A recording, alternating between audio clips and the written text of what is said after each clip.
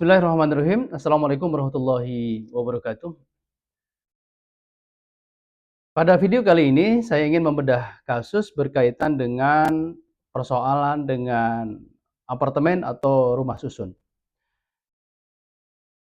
Perkara apartemen dan rumah susun ini sangat sering sekali sampai kemudian persoalan ini sampai ke pengadilan, bahkan setelah diputus pun banyak persoalannya itu belum selesai. Misalnya apartemennya kemudian dalam keadaan dipilotkan pengembangnya begitu ya, atau kemudian pengembangnya kesulitan untuk melanjutkan pembangunan unit.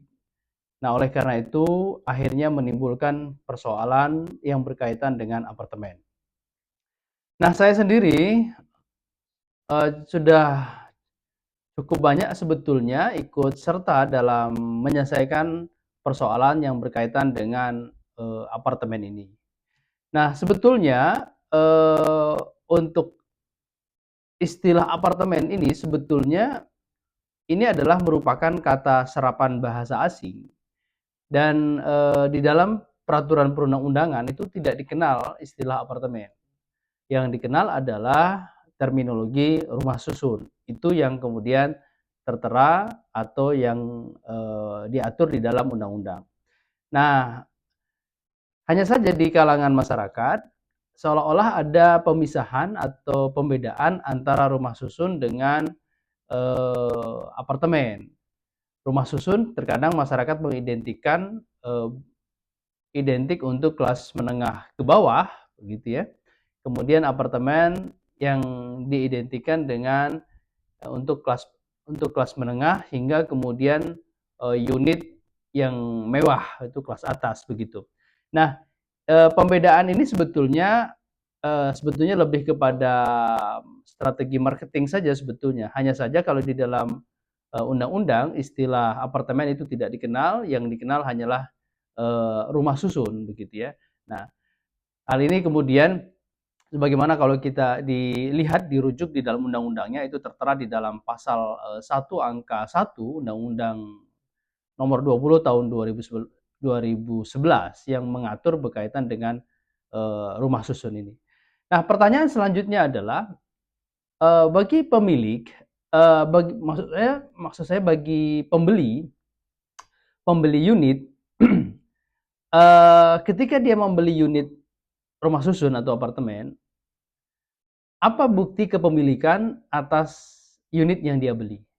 Nah, kalau berdasarkan regulasi, maka pembeli unit rumah susun itu, maka dia akan memperoleh yang disebut dengan SHM Sarusun atau sertifikat hak milik rumah susun. Nah, sertifikat hak milik rumah susun ini atau yang disebut dengan SHM Sarusun, jangka waktu kepemilikannya adalah tentu mengikuti tanah atau hak tanah yang berdiri di atas bangunan itu. Misalnya, kalau HGB itu maka batas waktunya adalah 30 tahun, dapat diperpanjang lagi menjadi 20 tahun, dan dapat diperbaharui lagi menjadi 30 tahun. Jadi kalau di total sekitar 80 tahun. Nah, itulah rentang waktu kepemilikan seseorang yang kemudian membeli unit apartemen atau rumah susun itu. Tetapi kalau rumah susun itu atau apartemen itu berdiri di atas tanah hak milik, gitu ya, maka kedudukan SHM Sarusun tadi, maka dia dalam hal ini hampir sempurna kepemilikannya, bukti kepemilikannya. Kenapa? Karena dia melekat atas hak tanah tadi, yaitu hak milik tadi.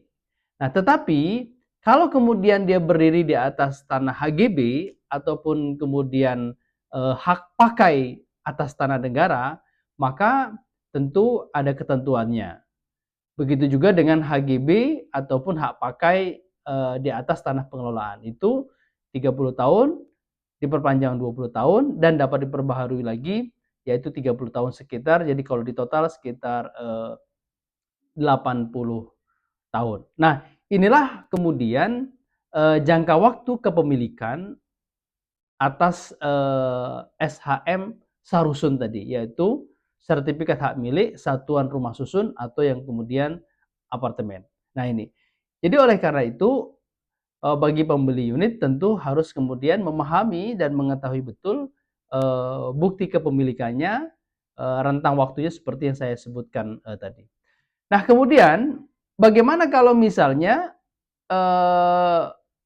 tanah HGB yang tadi di atas tanah itu dibangun apartemen atau rumah susun, kemudian HGB-nya habis, tanah HGB-nya habis atas tanah itu.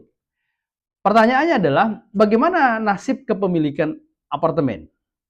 Nah, berkaitan dengan hal ini, dikarenakan rumah susun itu atau apartemen itu berdiri di atas tanah, ya, di atas tanah HGB, sementara tanah HGB itu memiliki mekanisme atau jangka waktunya. Seperti yang saya sebutkan tadi, 30, 20 dan dapat diperpanjang menjadi 30 tahun lagi atau di total 80 tahun. Maka kepemilikan apartemen tadi mengikuti atau melekat atas status tanah yang dibangun di atas itu. Jadi oleh karena itu kalau HGB-nya berakhir, maka dalam konteks ini ya sertifikat haknya tentu masih milik pembeli unit, tetapi dikarenakan tanahnya jangka waktu HGB-nya berakhir, maka dalam konteks ini maka dia pun ikut berakhir. Nah itulah jangka waktu berkaitan rumah susun ini atau yang dikenal dengan apartemen ini. Nah itu. Nah oleh karena itu bagi yang kemudian membeli unit apartemen tadi, maka harus betul-betul mengetahui status kepemilikan atas tanah yang kemudian dibangun tadi, begitu ya. Apakah hak milik, apakah kemudian HGB atau hak pakai di atas tanah negara, atau HGB atau hak pakai di atas tanah pengelolaan. Nah itu alangkah baiknya pembeli atau pembeli unit apartemen itu mengetahui hal itu. Nah, bagaimana kalau kemudian apartemennya berdiri di atas tanah sengketa? Nah, ini menjadi persoalan. Kalau kemudian apartemennya berdiri di atas tanah sengketa, maka tentu pembeli unit atau apartemen itu tentu akan mengalami apa istilahnya risiko yang kemudian cukup besar ketika membeli unit di atas tanah bersengketa. Nah, perlu diketahui bahwa ya dalam konteks apartemen ini bagi kemudian pengembang apartemen atau rumah susun yang kemudian kesulitan untuk membangun kembali atau tidak dapat melanjutkan dikarenakan satu dan lain hal. Nah, pengembang tersebut itu tidak dapat dipilotkan, ya. Jadi tidak dapat dipilotkan. Nah, hal ini berdasarkan dari surat edaran Mahkamah Agung nomor 3 tahun 2023 yang menyatakan bahwa permohonan pilot terhadap pengembang apartemen itu tidak memenuhi syarat pembuktian sederhana gitu. Jadi dikarenakan dianggap tidak memenuhi syarat pembuktian sederhana, maka berdasarkan SEMA nomor 3 tahun 2023 ini, maka pengembang apartemen maka tidak dapat dipilotkan dikarenakan proses pembuktiannya tidak sederhana. Berarti kalau tidak sederhana dapat dinilai rumit begitu ya. Nah, jadi oleh karena itu bagi Anda yang kemudian ingin membeli apartemen apa kemudian unitnya, lakukanlah apa istilahnya legal audit atau kemudian bertanyalah kepada pihak-pihak yang kemudian mengerti berkaitan dengan properti.